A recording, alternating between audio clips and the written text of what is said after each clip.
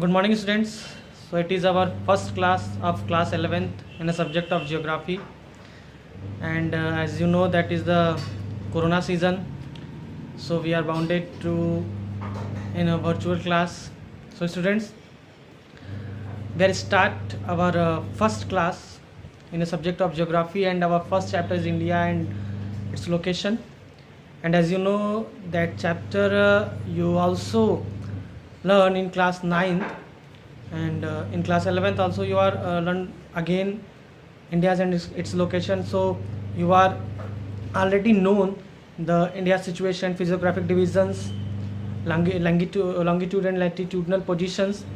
तो इन्हीं सारी चीज़ों के बारे में हम लोग चर्चा करेंगे हमारा आज के पहले क्लास में ज्योग्राफी के, कि भारत पूरे विश्व के मानचित्र में भारत की भौगोलिक स्थिति यानी कि ज्योग्राफिकल सिचुएशन कैसा है।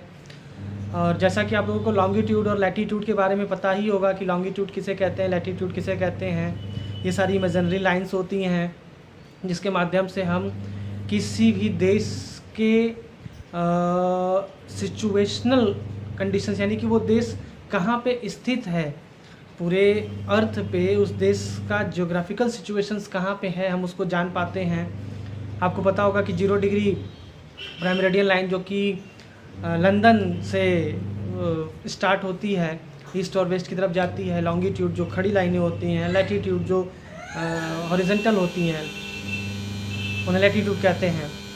और यही लॉन्गिट्यूड लैटीट्यूड हर देश का एक तरीके से ज्योग्राफिकल सिचुएशंस बताती है। तो हमारे देश का भी ज्योग्राफिकल सिचुएशंस लॉन्गिट्यूड लैटीट्यूड के माध्यम से पता चलता है आपको।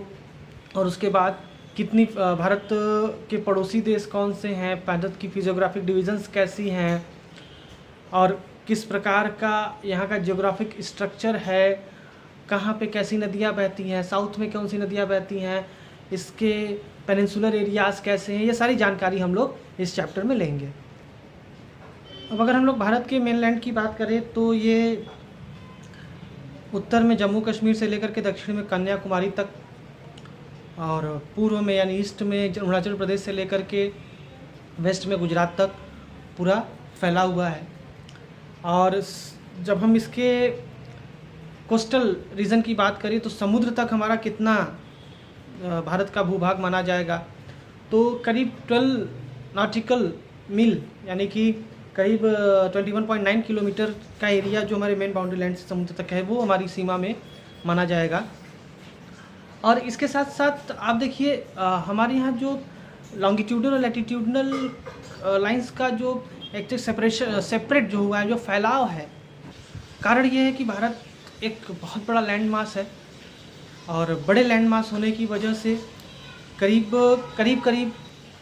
30 लॉन्गिट्यूडनल और लैटीट्यूडनल जो पॉइंट्स हैं उसका विस्तार लिए हुए है। अब अगर हम इसको किलोमीटर में जानना चाहें तो नॉर्थ से साउथ का जो हमारे यहाँ पूरा एक तरीके से जो हमारा देश है नॉर्थ से साउथ तक के कितने किलोमीटर में, तो ये 3214 किलोमीटर। और ईस्ट टू वेस्ट अगर देखा जाए तो 2933 यानी नॉर्थ टू साउथ 3214 और east to west 2993। North to south यानी कि कश्मीर से लेकर के कन्याकुमारी तक 3240 और ईस्ट टू वेस्ट यानी कि अरुणाचल प्रदेश से लेकर के गुजरात तक 2933। तो ये हमारा किलोमीटर के रूप में इतना हमारा पूरा लैंड मास है भारत का। पूरा एक हम कह सकते हैं कि ज़मीन है। भारत इतनी दूर तक फैला हुआ है, उत्तर से दक्षिण तक और पूरब से पश्चिम तक। अब देखिए इसमें एक चीज़ और है, चूँकि भारत का जो लॉन्गिट्यूडनल डिस्टेंस है वो 30 डिग्री तक एक्सपेंड है, फैला हुआ है। तो इसकी वजह से जो हमारे ईस्ट और वेस्ट से लेकर के जो टाइम का एक तरीके से डिपेंडेशन है वो थोड़ा अलग हो जाता है। क्योंकि इसको ऐसे समझिए कि अगर 5 बजे अरुणाचल प्रदेश जो ईस्ट में है वहाँ अगर सूर्य की रोशनी यानी सूर्य उदय हो जाता है, लेकिन ठीक उसी समय 5 बजे गुजरात में जो कि वेस्ट में है वहाँ पे बिल्कुल अंधेरा रहेगा। वहाँ सनराइज़ होने में 2 घंटे का डिफरेंस आएगा। तो इस तरीके से ये कारण क्यों, इसका कारण क्या है कि हमारा जो लॉन्गिट्यूडनल, क्योंकि लॉन्गिट्यूड वाइज हम सन के रेस को देखते हैं कि इस लॉन्गिट्यूड पे सन रेज आए, फिर इस लॉन्गिट्यूड पर, और एक लॉन्गिट्यूड को क्रॉस करने में उनको 4 मिनट लगता है। ये फॉर्मूला आप पढ़े होंगे और क्लास में हम आपको कभी जब क्लासेस चलेंगे तो इस फार्मूले को हम एक बार फिर से रिवाइज करवा देंगे आपको। तो ऐसे ऐसे एक लॉन्गिट्यूड क्रॉस करने पे 4 मिनट लगता है, यानी कि सूर्य का जो रोशनी एक लॉन्गिट्यूड से दूसरे लॉन्गिट्यूड पे जाती है, इसमें उसको 4 मिनट लगते हैं। तो लॉन्गिट्यूडनल वेरिएशंस होने की वजह से अब 4 मिनट को 30 लॉन्गिट्यूड से आप डिवाइड कर लीजिए तो 120 मिनट यानी 2 घंटे का डिफरेंस आता है। यानी कि अगर 5 बजे सूर्योदय अरुणाचल प्रदेश में हो रहा है तो उतने वही सूर्योदय यानी सनराइज़ 7 बजे गुजरात में होगा। ये लॉन्गिट्यूडनल डिफरेंसेस, लॉन्गिट्यूडनल एक्सपेंड होने की वजह से ऐसा होता है।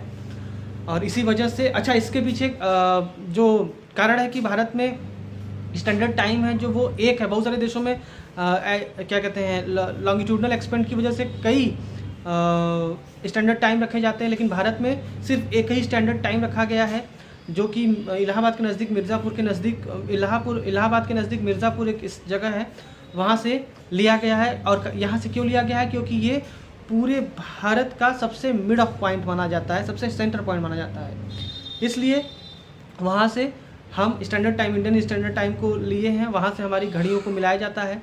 और विश्व का आपको पता ही होगा, विश्व का जो स्टैंडर्ड टाइम है वो लंदन से लिया गया है, Greenwich standard time.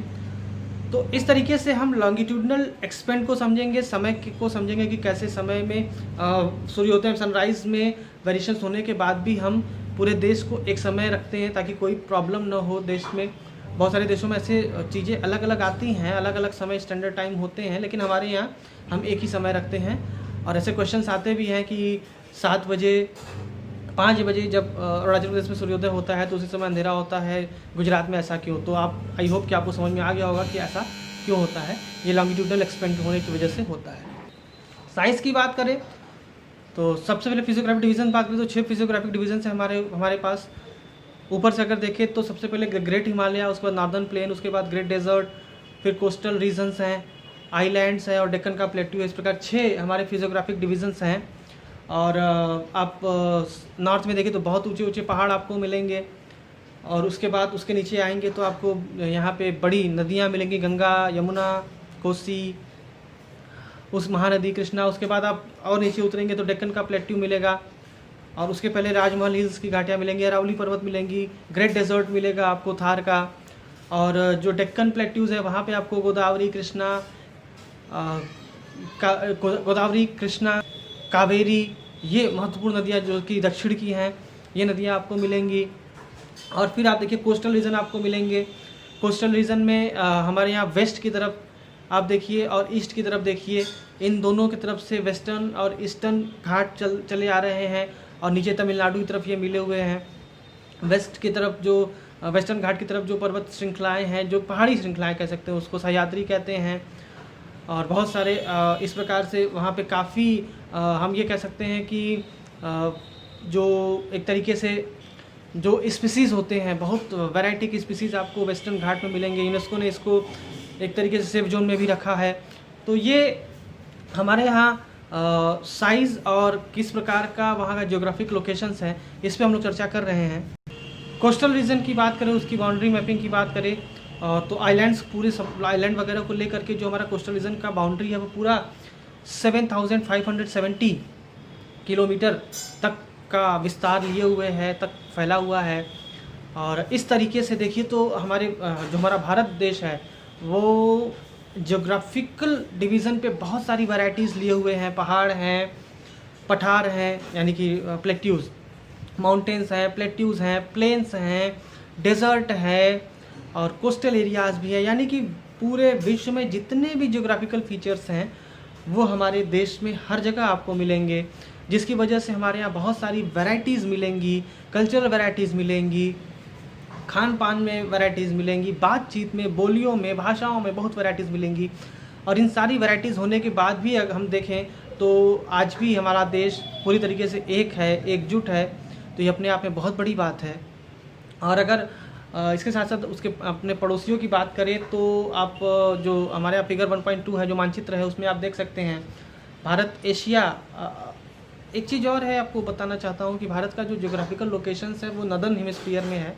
World wide जब आप इसको देखेंगे तो नदर्न हेमिस्फीयर में है, यानी उत्तरी ध्रुव की तरफ हमारा देश लोकेट है और उत्तरी ध्रुव में एशिया महाद्वीप में है।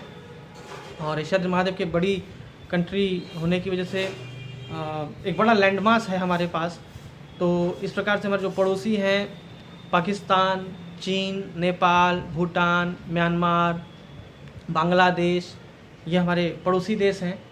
और आप देखिए आपकी किताब में भी दिया हुआ है कि हमारा जो लोकेशन है एशिया में वो साउथ सेंटर एशिया में करके है।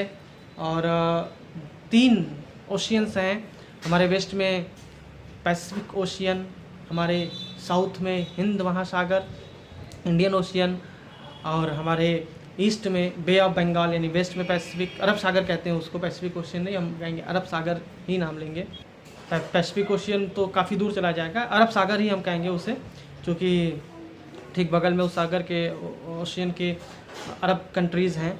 तो हमारे वेस्ट में अरब ओशियन, साउथ में इंडियन ओशियन, और उसके बाद आप वेस्ट में देखें तो बे ऑफ बंगाल हैं। और उसके बाद जो लैंड मास में हमारे पड़ोसी, अगर उसके नीचे आप देखिए तो फिर वहाँ पे श्रीलंका भी हमारा एक पड़ोसी है। और लैंड एरियाज़ में अगर आप देखिए तो पाकिस्तान, नेपाल, चाइना भी हमारा पड़ोसी है। अफ़गानिस्तान से भी हमारी सीमाएं मिलती हैं। और उसके बाद भूटान, म्यांमार, बांग्लादेश, तो ये हमारे जो जियोग्राफिकल लोकेशंस हैं तो ये हमारे अगल बगल बसे हुए देश हैं। एक समय ये हम इसमें से बहुत सारे देश जैसे बांग्लादेश और पाकिस्तान, अफ़गानिस्तान तक हमारी बाउंड्री थी, लेकिन उसके बाद बहुत ऐसे ऐतिहासिक कारणों की वजह से फिर वो धीरे धीरे कटते चले गए। और अगर वर्तमान में हम आज देखें तो ये हमारे पड़ोसी हैं। तो ये जो हमारा चैप्टर है, इस प्रकार से आपको ये समझ में आया होगा कि भारत की भौगोलिक स्थिति क्या रही है, भारत का ज्योग्राफिकल सिचुएशंस क्या रहा है। और अब आगे के चैप्टर में हम भारत के बारे में और बहुत सारे फिजियोग्राफिक डिविजन्स के बारे में पढ़ेंगे। आज के लिए बस इतना ही, तब तक के लिए धन्यवाद।